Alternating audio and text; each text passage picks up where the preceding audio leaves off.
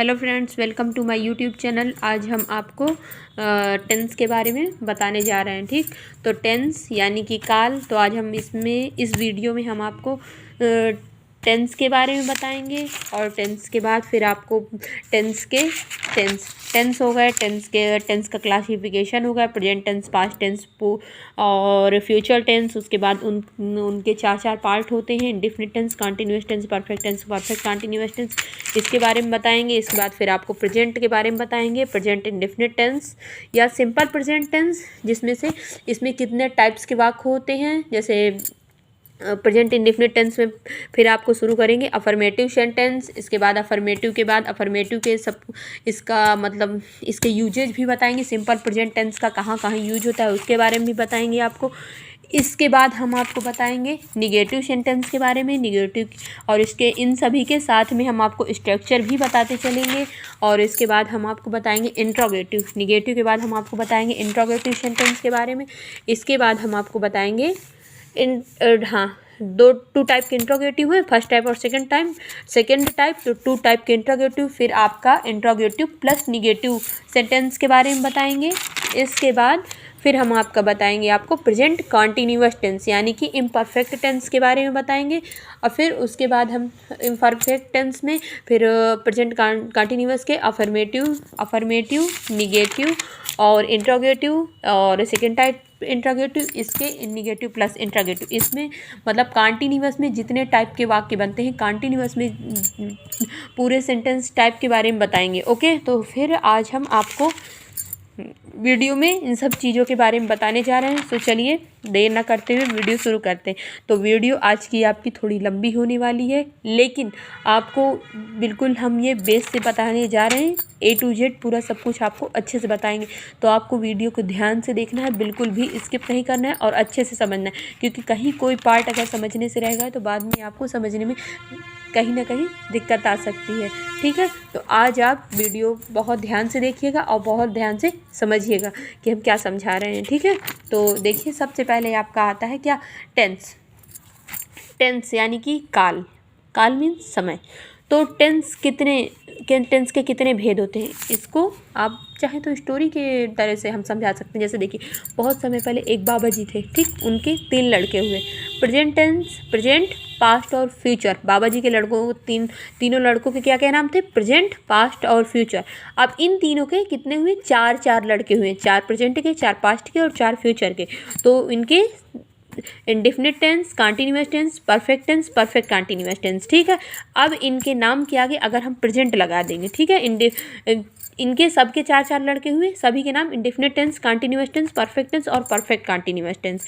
ये सब क्या है, एज ए सरनेम। अगर इनके नाम के आगे हम क्या लगा देंगे, प्रेजेंट। इन सभी के नाम के आगे अगर प्रेजेंट लग जाएगा तो ये क्या बन जाएंगे, present indefinite tense, present continuous tense, present perfect tense और प्रेजेंट परफेक्ट कंटिन्यूअस टेंस।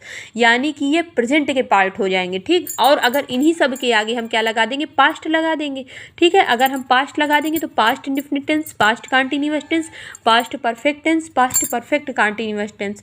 तो ये सभी पास्ट के पार्ट हो जाएंगे। और अगर इन्हीं के आगे हमने लगा दिया फ्यूचर, ठीक है, इन्हीं सब के आगे लगा दिया गया क्या, आपका फ्यूचर लग गया, तो ये किसके पार्ट हो जाएंगे, ये फ्यूचर के पार्ट हो जाएंगे। Future indefinite tense, future continuous tense, future perfect tense और फ्यूचर परफेक्ट कंटिन्यूअस टेंस। तो ये तो रहा आपका टेंस का क्लासिफिकेशन, जो हमने आपको एज ए स्टोरी के तरीके से बता दिया। आपको याद रहेगा, टेंस, एक बाबा जी थे, उनके 3 लड़के थे, तीनों के नाम प्रेजेंट, पास्ट और फ्यूचर, और उनके सबके 4 लड़के हुए, यानी कि सबको जोड़कर 12 हुए, टोटल 12 पार्ट हुए। तो 4 लड़के हुए। अगर उन सब के नाम के आगे प्रेजेंट लगा दिया जाएगा तो प्रेजेंट के लड़के हो जाएंगे, सभी के नाम के आगे पास्ट लगा देंगे तो पास्ट, सबके नाम के आगे फ्यूचर लगा देंगे तो फ्यूचर।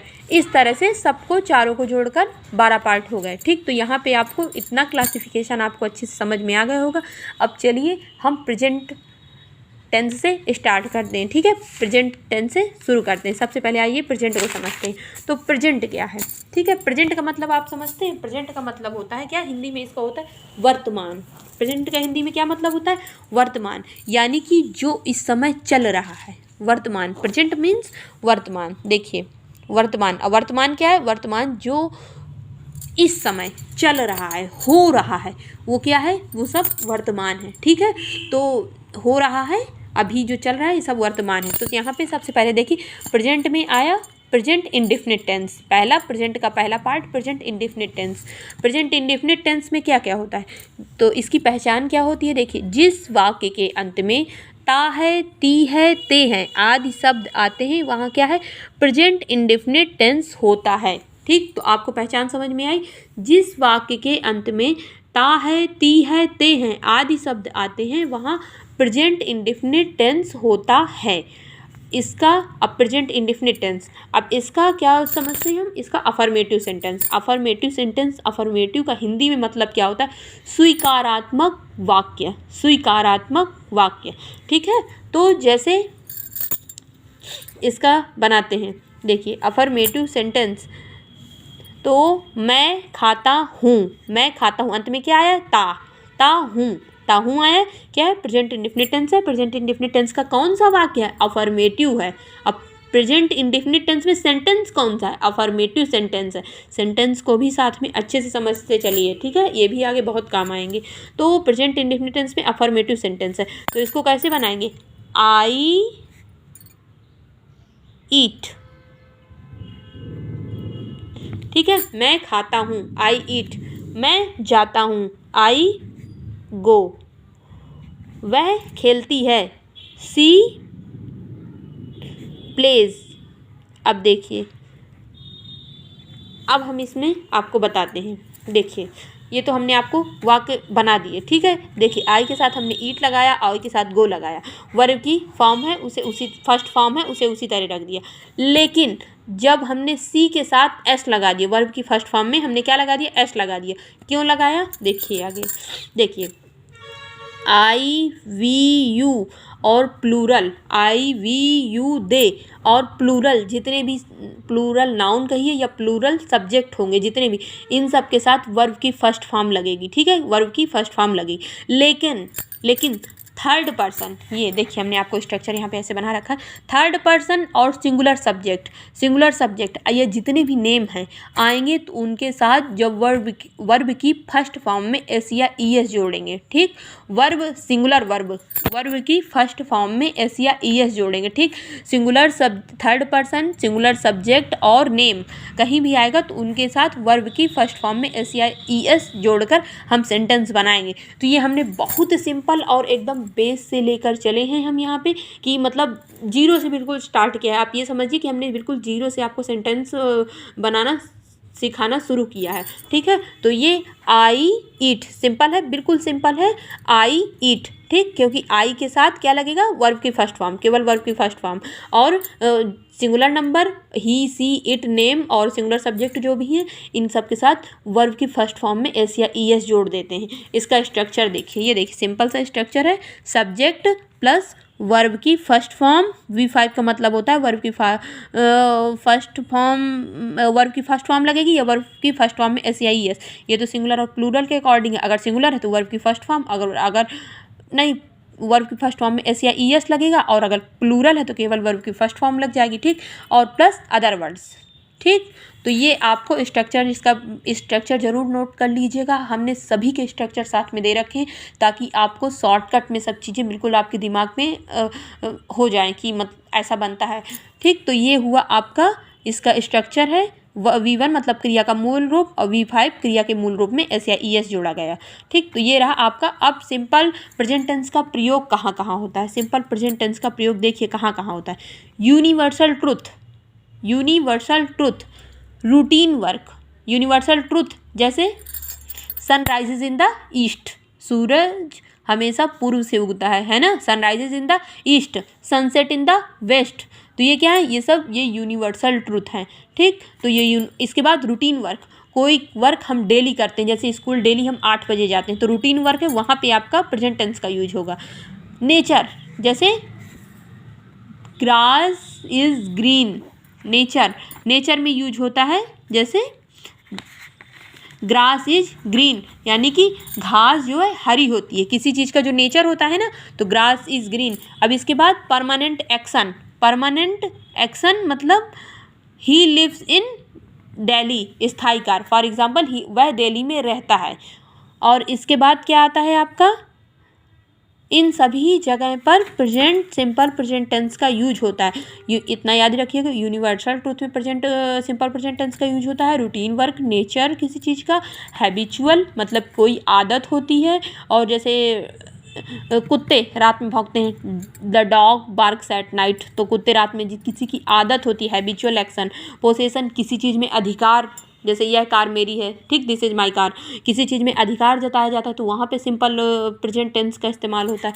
परमानेंट एक्शन पे प्रेजेंट टेंस का इस्तेमाल होता है। इन सभी जगह पे हम क्या इस्तेमाल करते हैं, सिंपल प्रेजेंट का यूज होता है। ये नोट करके लिख लीजिएगा, ठीक। अब आगे देखिए, इस टेंस से यह स्पष्ट, देखिए एक बहुत इम्पॉर्टेंट ये भी नोट है, इसको भी लिख लीजिए। इस टेंस से यह स्पष्ट नहीं होता कि जो कार्य है वो बोलते वक्त हो रहा है, मतलब बोलते वक्त ही हो रहा है कि आगे पीछे हो रहा है, ठीक। इससे यह स्पष्ट नहीं होता, तो इसीलिए इसे व्यक्त करने के लिए हम प्रेजेंट कॉन्टिन्यूअस या इम्परफेक्ट टेंस को पढ़ेंगे, ठीक। प्रेजेंट, इससे यह स्पष्ट नहीं होता कि कार्य बोलते वक्त हो रहा है, तो इसको स्पष्ट करने के लिए हम प्रेजेंट कॉन्टिन्यूअस या प्रेजेंट इम्परफेक्ट टेंस का प्रयोग किया जाता है। तो ये आपका क्या रहा, सिंपल प्रेजेंट टेंस रहा। अब इसके बाद देखिए लिंकिंग वर्ब। लिंकिंग वर्ब क्या होती है, is, am are, has, have, ये सब आपकी लिंकिंग वर्ब है। तो जहाँ पर भी हम प्रेजेंट में लिंकिंग वर्ब का जब इस्तेमाल होता है तो इनके पूरक आना आवश्यक हो जाता है। पूरक मतलब सेंटेंस को पूरा, अब जैसे द बॉय इज़, यहाँ तक तो लिख नहीं देंगे, आगे कुछ ना कुछ लिखाएं। अब जैसे हमने लिखा, हमने जैसे आई ईट, ईट अपने आप में मेन वर्ब थी, इसीलिए सेंटेंस पूरा हो गया, लेकिन इज मेन वर्ब तो है नहीं, इज आपकी हेल्पिंग वर्ब है। तो ये सब क्या है आपकी, ये हेल्पिंग वर्ब है, ये लिंकिंग वर्ब कहिए या तो इन्हें हेल्पिंग वर्ब कहिए। तो जब ये कहीं पे आती हैं तो इनके साथ पूरक ये जरूर पूरक जरूर आना आवश्यक हो जाता है। पूरक, जैसे ही is a doctor, he is, अब इज में तो हमारा ये ख़त्म नहीं हो जाएगा, तो आगे हमारा पूरक क्या आया, doctor, he is a doctor. You have a pen, he has an elephant, I am a student. तो इसमें पूरक है डॉक्टर, पेन, एलिफेंट और स्टूडेंट, ठीक। तो आपको समझ में आया होगा। अगर प्रेजेंट में कहीं भी is, am are, has, have use होता है तो उनके साथ उनके पूरक आना आवश्यक हो जाता है, तभी सेंटेंस पूरा होता है, क्योंकि ये हेल्पिंग वर्ब है ना कि मेन वर्ब है। तो ये रहा आपका सिंपल प्रेजेंट। अब सिंपल प्रेजेंट में आपका आ रहा है अफर्मेटिव, तो हमने आपको बता दिया है। अफर्मेटिव के बाद अब आ रहा है आपका निगेटिव। निगेटिव मीन्स क्या होता है, निगेटिव मीन्स इसमें नॉट का यूज़ होता है, नहीं, नकारात्मक वाक्य, ठीक। जहाँ पे नहीं का शब्द आ जाए वही निगेटिव है, ये याद रखिए। निगेटिव के लिए सबसे बढ़िया पहचान क्या है, जहाँ पे नहीं शब्द आ जाए वो निगेटिव है वाक्य। तो अब इसकी पहचान, निगेटिव वाक्यों में प्रायः नॉट का प्रयोग होता है, वही निगेटिव वाक्यों में प्रायः नॉट का प्रयोग होता है, किंतु जहाँ पे कभी नहीं आ जाए तो नेवर का प्रयोग होगा, वहाँ पे नॉट का प्रयोग नहीं होगा। अगर कहीं पे कभी नहीं आ रहा तो वहाँ पे नेवर का यूज़ होगा। और इसकी हेल्पिंग वर्ब, इसमें हेल्पिंग वर्ब क्या लगती है, डू या डज लगती है। डू किसके साथ लगती है, डू आपकी लगती है प्लूरल के साथ, plural subject I, we, you, they, इन सब के साथ डू लगता है। और डज लगता है किसके साथ, ही, सी, इट, नेम, इन सभी। और सिंगुलर के साथ, सिंगुलर सब्जेक्ट का ही है, सिंगुलर नाउन के साथ क्या लगता है, डज लगता है। इसका स्ट्रक्चर समझिए पहले। सबसे पहले सब्जेक्ट डू या डज अकॉर्डिंग टू मतलब सब्जेक्ट के नंबर के अकॉर्डिंग या पर्सन के अकॉर्डिंग डू या डज, और plus not plus V1 verb की first form plus other words, ये स्ट्रक्चर है इसका। सब्जेक्ट डू या डज, नॉट प्लस वर्ब की first form plus other words, S for subject, V1 for verb की first form. तो अब आगे देखिए निगेटिव सेंटेंस के कुछ वाक्यों को बनाते हैं, आइए। अब ये अफर्मेटिव से निगेटिव। अफर्मेटिव में जैसे राम इज़ बिजी, तो Ram is not busy. I am happy, I am not happy, I am not happy. Affirmative से निगेटिव बना दिया इसको हमने, ठीक। ये क्या है, ये अफर्मेटिव में है ना। अभी राम बिजी है, राम बिजी नहीं है। Ram is not busy. I am happy, मैं खुश हूँ। आई एम नॉट हैप्पी, मैं खुश नहीं हूँ। They are intelligent, they are not intelligent.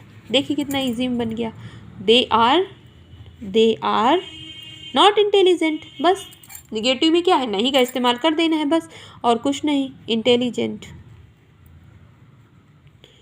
They are not intelligent, ठीक। तो ये रहा आपका।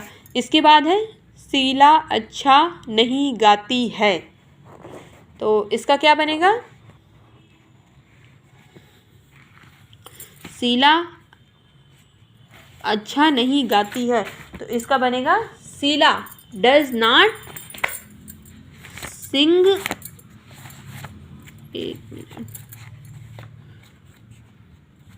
Well, Sheela does not sing well. हम हॉकी नहीं खेलते, we do not play hockey. इसके बाद मैं अंधा नहीं हूँ, I am not blind, not blind.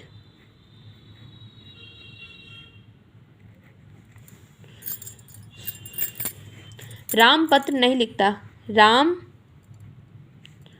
Does not write the letter, letter.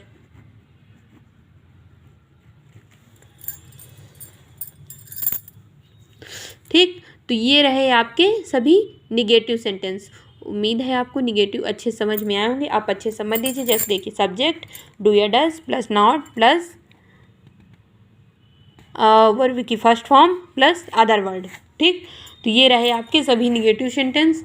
और इसके बाद आपके आते हैं इनका इंट्रोगेटिव सेंटेंस। इंट्रोगेटिव मीन्स क्या होता है? प्रश्नवाचक वाक्य। हर चीज़ को समझने से पहले आप सारी चीज़ों का हिंदी में अर्थ समझ लीजिए कि हिंदी में इन चीज़ों का अर्थ क्या होता है। आप हिंदी इंग्लिश मतलब हिंदी में अगर किसी चीज़ का अर्थ समझ लेंगे ना, तो आपको इंग्लिश में समझने में उतनी ही आसानी होगी। ठीक, तो इंट्रोगेटिव मीन्स क्या होता है? प्रश्नवाचक वाक्य। जहाँ पर वाक्य में प्रश्न पूछा जाता है उसे क्या कहते हैं? Interrogative sentence. तो इंट्रोगेटिव सेंटेंस दो प्रकार के होते हैं। फर्स्ट टाइप इंट्रोगेटिव सेंटेंस, यानी कि फर्स्ट टाइप इंट्रोगेटिव सेंटेंस क्या से शुरू होने वाले जिन वाक्यों में पहले क्या आता है उसे क्या कहते हैं? First type interrogative sentence. इसकी हेल्पिंग वर्ब क्या होती है? डू या डज। हेल्पिंग वर्ब वही लगेगी, सिंपल सी बात है, डू या डज। स्ट्रक्चर इसका कैसे बनेगा? जिसमें जो वाक्य क्या से शुरू होते हैं उनका स्ट्रक्चर समझिए। डू या does plus subject plus verb की first form plus other words. क्या वह चावल खाता है? Does he eat the rice? Does he eat the rice? क्या मोहन घर जाता है? Does Mohan go to house? ठीक है, does Mohan go to house. क्या सीता गाना नहीं गाती है? अब यहाँ पे देखिए हमने इंट्रोगेटिव प्लस निगेटिव है, लेकिन आप इसको भी समझ लीजिए, कुछ नहीं है इसमें, बस वैसे ही नॉट अपनी जगह वैसे ही लगा देना। डज सीता नॉट, जब निगेटिव बनता है ना तो सब्जेक्ट के बाद नॉट आ जाता है। सिंग ए सॉन्ग, अरे इंट्रोगेटिव लगेगा। क्या सीता गाना नहीं गाती? तो ये आपके इंट्रोगेटिव सेंटेंस हैं। तो इसमें इसका स्ट्रक्चर है इसी तरह, देखिए जैसे डज सबसे पहले, फिर सब्जेक्ट, फिर वर्ब की फर्स्ट फॉर्म, फिर अदर वर्ड्स। इसी तरह इसमें भी डज सब्जेक्ट वर्ब की फर्स्ट फॉर्म फिर अदर वर्ड्स। तो ये आपके इंट्रोगेटिव है। अब देखिए फर्स्ट टाइप इंट्रोगेटिव हो गए। अब सेकंड टाइप इंट्रोगेटिव कैसे होते हैं? सेकंड टाइप इंट्रोगेटिव में क्या होता है? कुछ नहीं है, इसमें सिर्फ जो प्रश्नवाचक या प्रश्न सूचक जो शब्द है वो बीच में आ जाता है। जैसे वह खाना क्यों नहीं खाता है, या वह गाना क्यों नहीं गाता है। तो फर्स्ट टाइप के इंट्रोगेटिव जो है वो क्या से शुरू होते हैं, और सेकेंड टाइप के इंट्रोगेटिव में जो प्रश्न सूचक वाक्य के बीच में प्रश्न सूचक शब्द वाले वाक्य, मतलब वाक्य के बीच में ही प्रश्न सूचक शब्द आ जाते हैं। और इसका स्ट्रक्चर देखिए, समझिए कैसे है। तो इसको जब बनाएंगे तो कैसे बनाएंगे? सबसे पहले जो प्रश्नवाचक शब्द है उसकी स्पेलिंग, यानी कि क्वेश्चन वर्ड की स्पेलिंग लगेगी। उसके बाद वैसे ही पूरा बनेगा, डू या does plus subject plus verb की first form plus other words. तो इसको देखिए कैसे बनाते। फॉर एग्जांपल, तुम अब क्या खाते हो? तुम अब क्या खाते हो, तो सबसे पहले किसकी स्पेलिंग आएगी? Question word. What do you eat now. बन गया आपका। What do you eat now. सबसे पहले आपका कुछ नहीं, प्रश्नवाचक शब्द की स्पेलिंग पहले आ जाएगी। पूरा सेंटेंस वैसे ही बनता है, सिर्फ प्रश्नवाचक शब्द की स्पेलिंग बस आपको पहले रख देना है, डबल मतलब सेकेंड टाइप इंट्रोगेटिव में। अब देखिए, वह कब सोती है, तो व्हेन शी, नहीं व्हेन, सी नहीं लगेगा, व्हेन डज सी स्लीप। ठीक है, व्हेन डज सी स्लीप। वह अब कहाँ जाता है, वह अब कहाँ जाता है, तो कहाँ की spelling, where does he go now. अगला, राधा क्यों गाना गाती है, व्हाई, ये राधा गाना क्यों गाती है, why does Radha sing a song. ये तो ये हो गए आपके सेकंड टाइप इंट्रोगेटिव। तो ये आपके इंट्रोगेटिव पूरे हुए। अब आगे आपका interrogative plus negative. Interrogative plus negative कैसे, अभी हमने आपको एक सेंटेंस बताया था, बस वैसे ही, इसमें कुछ नहीं है, बीच में नॉट आ जाता है, तो इसको देखिए समझिए। इसका स्ट्रक्चर इसका भी हमने बना लिया है आप लोगों के लिए, बहुत ईजी करने के लिए हमने ये सब कुछ थोड़ा सा मेहनत की है, तो प्लीज़ देखिए। डू या does plus subject plus not plus verb की first form plus other words. First type का है, सेकेंड टाइप के लिए वही है, कुछ नहीं, आगे क्वेश्चन वर्ड लग जाएगा, पूरा सेकंड टाइप का स्ट्रक्चर बन जाएगा। क्वेश्चन वर्ड, डू या does plus subject plus not plus verb की first form plus other words. चलिए इनके बना लेते हैं। क्या सीता खाना नहीं खाती है, कैसे बनेगा, does Sita not eat the food. ये लीजिए। अगला, क्या मोहन किताब नहीं पढ़ता है, does Mohan not read the book. Meera खाना क्यों नहीं पका रही है, ये तो कॉन्टिन्यूअस में चला जाएगा, पकाती है। मीरा खाना क्यों नहीं पकाती है, इसको काट दीजिए। राम घर क्यों नहीं जाता है, इसको हटा दीजिए, नहीं तो ये कॉन्टिन्यूअस में चला जाएगा, है कुछ नहीं लेकिन ये कॉन्टिन्यूअस में हो जाएगा। ठीक, तो जैसे इसमें फिर हमें हेल्पिंग वर्ब चेंज हो जाएंगी। वाई, देखिए वाई, फिर इसमें क्या लगेगी, helping verb, does Meera not cook the food,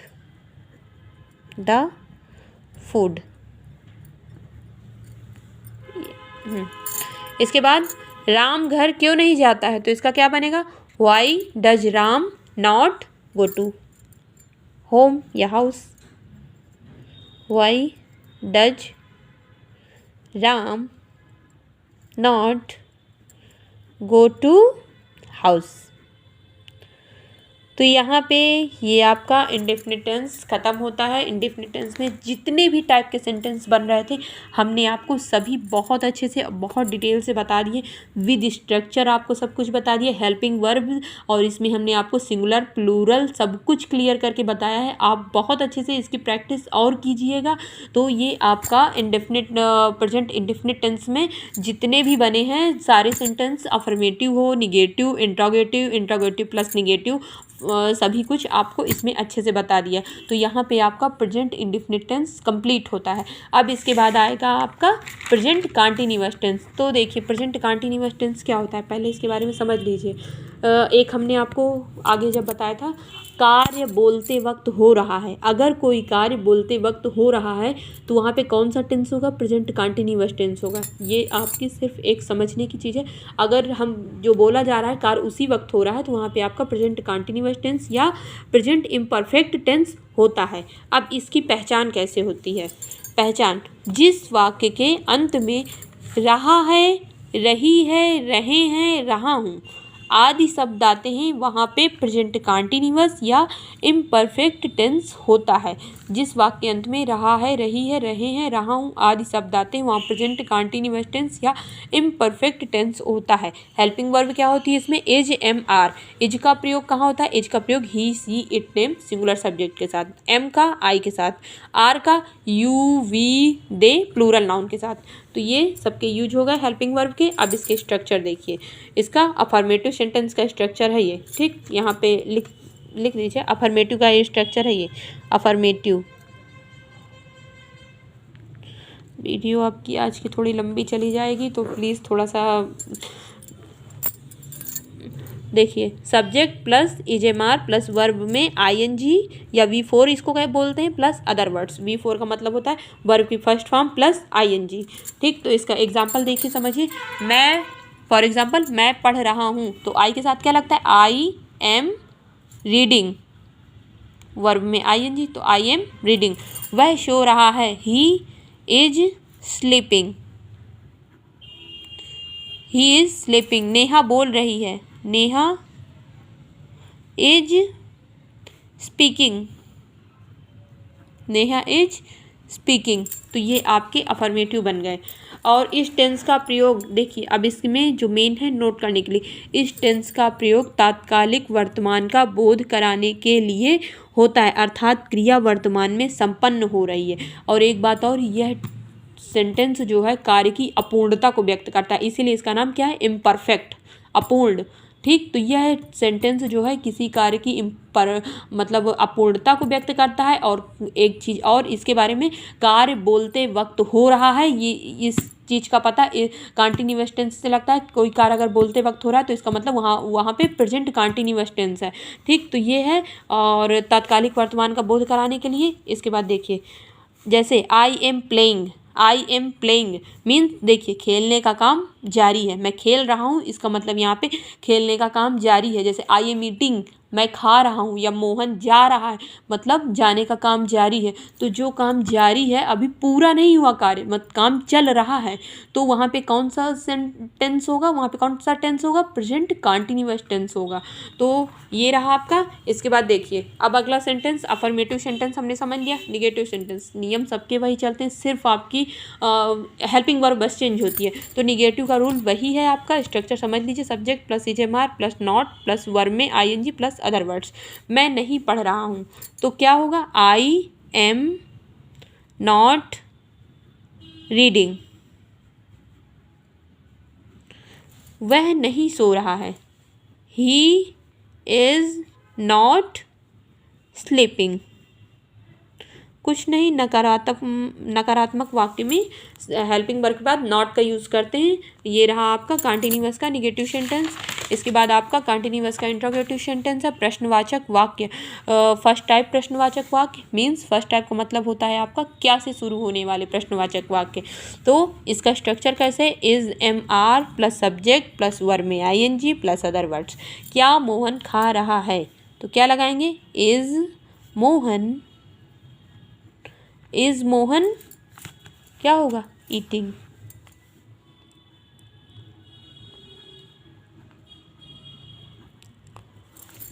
क्या गीता पढ़ रही है? Is Geeta reading. ये आपके बन गए first type interrogative. Second type interrogative, इसका देखिए क्या होता है, वैसे ही है, बस आगे क्वेश्चन वर्ड की स्पेलिंग लगा देनी है। Is, am, are plus subject plus verb में आईएनजी प्लस अदर वर्ड्स। तुम्हें कौन पढ़ा रहा है? हु आर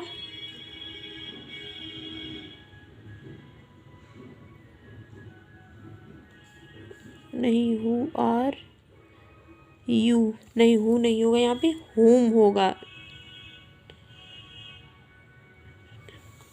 बाई, होम होगा। एक मिनट, तुम्हें कौन पढ़ा रहा है?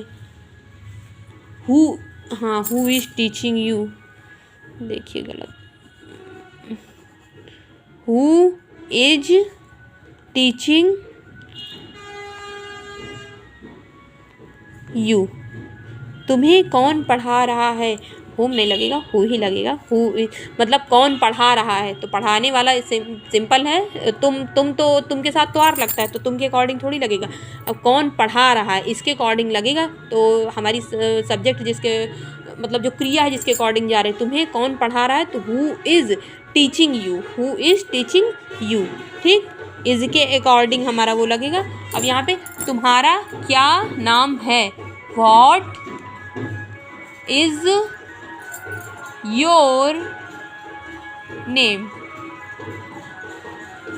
तुम कहाँ रह रहे हो,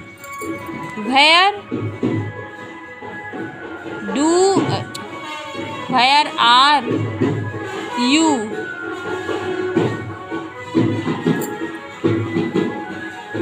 are you living, where are you living, वह क्या कर रहा है, व्हाट इज ही डूइंग। ठीक, तो ये हुए आपके क्या, सेकेंड टाइप इंट्रोगेटिव। इसके बाद आपके आते हैं interrogative plus negative. Interrogative plus negative में फर्स्ट टाइप इंट्रोगेटिव में वैसे ही है, देखिए structure is am are plus subject plus not. तो इसका सीधा हम एग्जांपल देख लेते हैं, और इसमें भी क्वेश्चन वर्ड है, is the question word is am are subject not plus verb में आएंगे प्लस अदर वर्ड्स। तो इसमें देखिए क्या मोहन बाजार नहीं जा रहा है, तो is Mohan not going to market, going to market. Mohan बाजार क्यों नहीं जा रहा है, तो why is Mohan not, why is Mohan not going to market, to market, why is Mohan not going to market. तो ये रहे आपके क्या, कॉन्टिन्यूअस के सभी सेंटेंसेस हमने आपको बता दिए हैं। प्रेजेंट कॉन्टिन्यूअस में प्रेजेंट कॉन्टिन्यूअस का प्रयोग कहाँ होता है, उसकी पहचान, सभी सेंटेंसेस, अब affirmative sentence, negative, interrogative, interrogative plus negative, सभी टाइप के सेंटेंसेस हैं। तो ये यहाँ आपका कॉन्टिन्यूअस ख़त्म होता है। तो यहाँ हमने आज आपको 2 टाइप के टेंस बता दिए, प्रेजेंट इंडेफिनिट टेंस और प्रेजेंट कॉन्टिन्यूअस टेंस। उम्मीद करती हूँ आपकी आज की वीडियो आपको बहुत अच्छी लगी होगी और बहुत हेल्पफुल होगी, क्योंकि मैंने इसमें पूरी कोशिश की है कि बिल्कुल बेस से पढ़ाने की, जहाँ से आपको कुछ समझ में नहीं आ रहा वहाँ से बिल्कुल बेस से हर चीज़ पढ़ाने की, समझाने की पूरी कोशिश की है। और हर मतलब जितने भी सेंटेंसेस बताए साथ में सभी के स्ट्रक्चर भी लिए, ताकि आप शॉर्ट फॉर्म में सभी को अच्छे से याद रख सकें। तो उम्मीद है आपको आज की वीडियो ज़रूर अच्छी लगी होगी। अगर वीडियो अच्छी लगी हो तो प्लीज़ लाइक कीजिए, और चैनल पर अगर नए हैं तो प्लीज़ सब्सक्राइब कीजिए। हमको आपके सब्सक्राइब और लाइक से बहुत मोटिवेशन मिलता है। सो प्लीज़ हमें ऐसी ही अच्छी वीडियो लाने के लिए मोटिवेट करिए। Thank you.